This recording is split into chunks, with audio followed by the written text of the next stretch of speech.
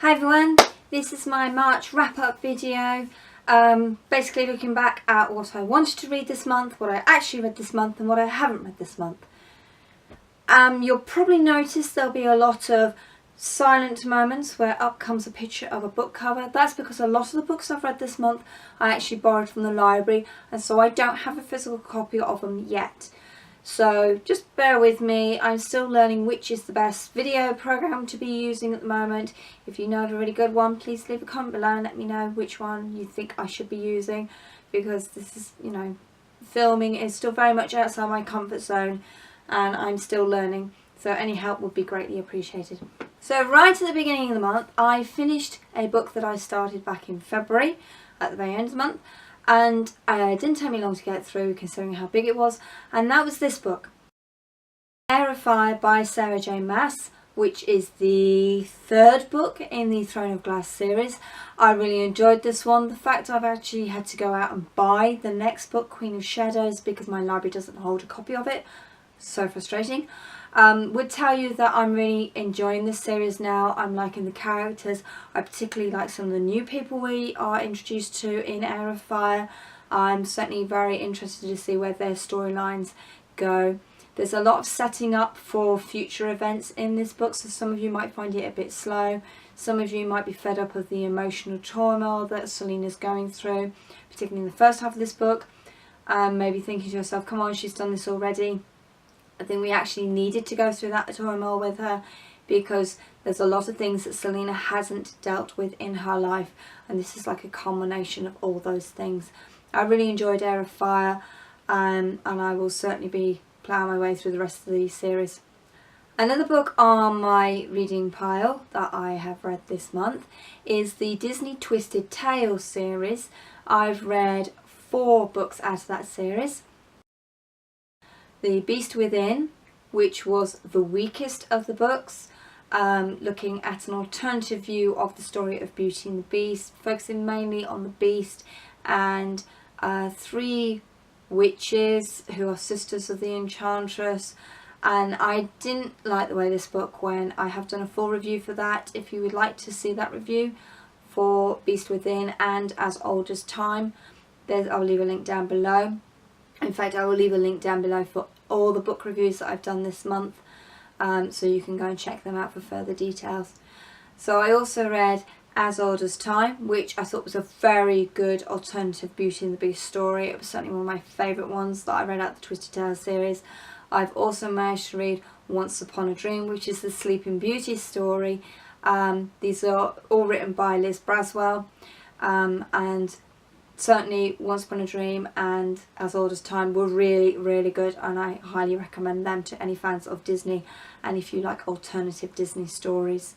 There's also Fairest of All, which was written by Serena Valentino, I think that's her name.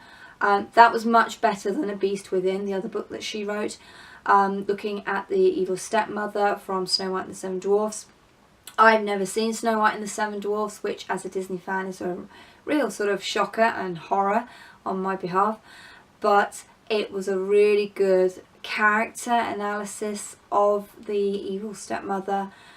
She is only called the Queen in the book, and I think that's my only gripe, that we never have a name given for her, whether that wants to be Grimhilda, which I know is kind of like the traditional name that she's been given, or a completely different one. It wouldn't have bothered me, but the fact she's referred to as the Queen throughout really kind of bugged me a little bit. But apart from that, it was a really good short look at the motivation and the fall of this woman, who actually starts out to be a really nice person when we first meet her, and to see where she ends up in the film and how she gets there, it's really interesting and really well told, so I did enjoy them. I seem to have read a lot of Sarah J Maas this month. I've read A Court of Mist and Fury, which is her second book in the Thorn and Roses series. This follows on from the traumatic events at the end of the first book, so I don't want to tell you too much about it, but I really did enjoy it. There are some slightly more graphic sex scenes than some people are expecting in a YA book. I have heard this was supposed to be like a new adult book. I'm not quite sure what categorization that would be, because that doesn't exist over here. We have YA and we have adult. There's no such thing as new adult.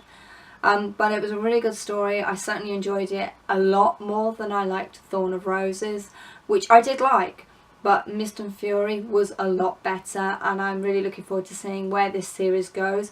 I thought it was going to be a trilogy. Turns out there's probably 6 books in this series, so I'm not quite sure if the story is going to warrant 6 books telling, because I certainly felt it could be tied up in 3, but I'm looking forward to seeing where this is going. This was Fairy Loot's February box book, Empress of a Thousand Skies by Rhoda Balzier. I enjoyed this book. I thought it was a very good, almost traditional space story, adventure style, following 2 very different people from 2 very different parts of this solar system. Not our solar system, obviously, this one. And I really liked it. It's the first of a series, which seems to be a trend I'm doing lately, with the next book coming out at some point next year. And I really liked it. I like the characters in it, I like the lightheartedness in it, and I liked a lot of the identifiable space sci-fi techniques, like the space train that travels around the system that you can get on. So if you can't afford your own spaceship, you get on the train, which takes you around the system and drops you off at various spaceports. I recognise a lot of those things from various old sci-fi books and short stories that I used to read. So for me, this was quite an enjoyable dip back into something very nostalgic. I read Frostblood this month by Ellie Blake. This is a new book in a YA fantasy series, spotting a trend here, where it says, in a world of ice she will burn. We follow a young girl who has a fire power which is effectively forbidden in this world, and it's her struggle to cope with who she is, what she is, and kind of fulfilling a role that other people want her to fulfill, and her fight to find out what she wants in her life. I like the characterizations. The romance wasn't too forced. There was a twist coming up which I saw pretty early on, but I did enjoy it. It could just be read as a standalone book. I don't think you would have to go and read the sequel. If you didn't want to read the sequel, you could be satisfied with just this one. But there are some loose ends left, which obviously will be tied up, hopefully, in the next one. I managed to read this graphic novel this month. I like Guardians of the Galaxy. This was a fun, witty, clever, very colourful collection of stories from the comics into volume 1 of the Civil War 2 series. I finally read Caravel this month by Stephanie Garber. This is a debut novel. Lots of people have been raving about it. Some people have been complaining about it. I found it an enjoyable read. There's some very flowery prose in here that some people found distracting. It didn't bother me. In fact, I didn't notice it until somebody started pointing it out to me after I finished the book. I was like, okay then, fine, I didn't notice that. But I enjoyed this mix of magic and mystery. And I'm kind of hoping the second book takes us a bit further into the characters that were introduced and tells us a bit more about the world. I was certainly hoping for a bit more discussion on the lead character Scarlett's ability to see emotions in colour, but nothing ever came of that, so I'm kind of hoping that will be discussed in the second book. But overall, an enjoyable read. Another Sarah J Maas book I read this month was The Assassin's Blade. It's a collection of 5 short stories set before the events of Throne of Glass. In fact, the last one directly leads into the beginning of the first book. It tells us more about Selena's past and history, which are alluded to in the main books. I would say if you're a completist and you want to know every little detail about Selena's world, go and read these books, go and pick them up because you're going to love them. If you're not fussed about any extra information or fleshing out those little moments that I mentioned, don't bother with this series. You're not going to miss anything huge. I would say I wish I'd started with The Assassin's Blade before I read Throne of Glass, because I liked Selena a lot more in these short stories than I did in the first 2/3 of Throne of Glass. So I wish I'd started with Assassin's Blade, because I would have probably enjoyed Throne of Glass more, but that's because I had an issue with the character to start off with. Other people haven't had a problem with her when they're diving into it, so for them it's not been an issue. If you're completist, go and get this book. If you're not fussed, don't worry about it. Read it when you get a chance. This was the book my husband and I were reading every night before bed. This is Snakehead, part of the Alex Rider series, written by Anthony Howitz. This is book 7 in the series. If you like James Bond style missions with a 14-year-old lad who gets himself into situations that only Tintin could really survive from, then you'll probably enjoy Alex Rider. They're very much James Bond escapades, larger than life characters, extremely improbable situations that this kid is able to get through. I'm amazed he's still alive, to be honest, considering what he's been through in the first 6 books. We've got 2 more to go, so I'm waiting to see if he's actually going to die at the end of the series or not, because really his luck is, I mean, he's got more lives than a cat, this boy. This one does look a little bit at the immigration and refugee crisis that's currently still going on in the world. It's not judgmental about it at all. It just highlights how desperate people are to make a better lives for themselves and their families, which I thought was very good of Anthony Howitz.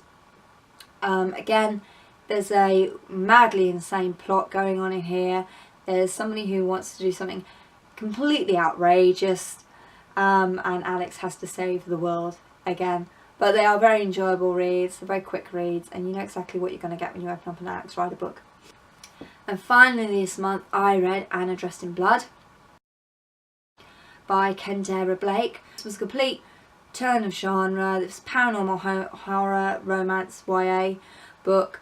I found it in the library last week. I wanted to read it because I managed to pick up the second book from the library sale. And finally it was on the shelf, so I picked it up and read it within a couple of days. It's that kind of feel good, easy read, hero saving the day, falling in love with a psychotic ghost killer. There is some gore to it. I would say if you are extremely sensitive and let things linger in your mind a little bit, you might be wary of reading this at night. It's not a big scare book. I didn't find it that jumpy, and I don't really do horror books. If it was dramatised as a film, then I would certainly say, yeah, you'd probably have to watch it with the lights on. But in book form, it's not a problem. The characters are pretty much what you'd expect from a paranormal horror book. You know, you stand with a lot of them. They are pretty straightforward characters. And I just like the mix of X-Files meets Buffy the Vampire Slayer meets Constantine. It really was a blend of those 3 shows, and I enjoyed it. It was a fun, easy read. So they were the books that I read this month, and that was 13 of them. Those of you who saw my TBR list back at the beginning of the month will know there were 14 books I wanted to read. However, not all 14 books on that TBR list have been on my read pile. I haven't managed to read the first 15 Lives of Harry August by Claire North. It's just not cropped up, I've not fancied it, and it'll probably go on next month's TBR list. And I've still got A Whole New World, which is one of the Twisted Tales series by Disney, written by Liz Braswell. I haven't read this one yet either, which I really must get around to because I've lent all the other ones to a friend who wanted to read them, and I'm sure she'll be waiting for this one.